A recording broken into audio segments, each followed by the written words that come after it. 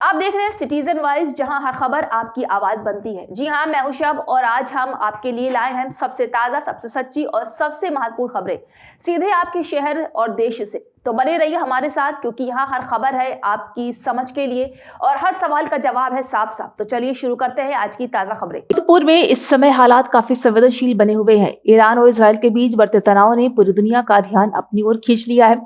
कभी ड्रोन हमलों की खबर आती है, कभी बयानबाजी तेज हो जाती है, तो कभी क्षेत्रीय समूहों की गतिविधियां चर्चा में आती हैं।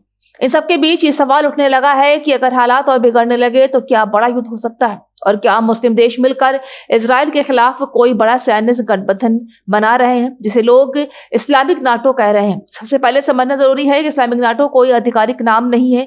ये शब्द मीडिया और राजनीतिक चर्चाओं में इस्तेमाल होता है। साल 2015 में सऊदी अरब का पहल पर Islamic military counter terrorism coalition नाम का एक समूह बनाया गया था। इसका मकसद आतंकवाद के खिलाफ मिलकर काम करना था। इसमें कई मुस्लिम देशों के शामिल होने की घोषणा हुई थी, लेकिन ये गठबंधन नाटो जैसा नहीं है।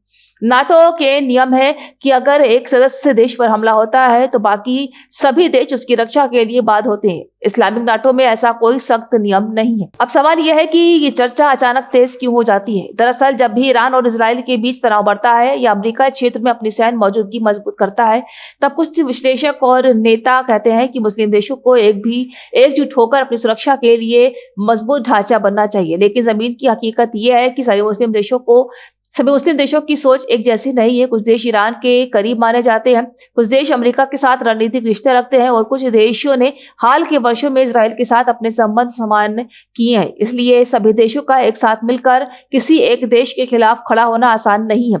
अमेरिका की भूमिका भी इस पूरे मामले में अहम है। संयुक्त राज्य अमेरिका लंबे समय से इजराइल का करीबी सहयोगी है और उसने कई बार कहा है कि वो अपने सहयोगी की सुरक्षा को प्राथमिकता देगा। लेकिन अमेरिका भी जानता है कि सीधे बड़े युद्ध में कूदना बहुत महंगा साबित हो सकता है।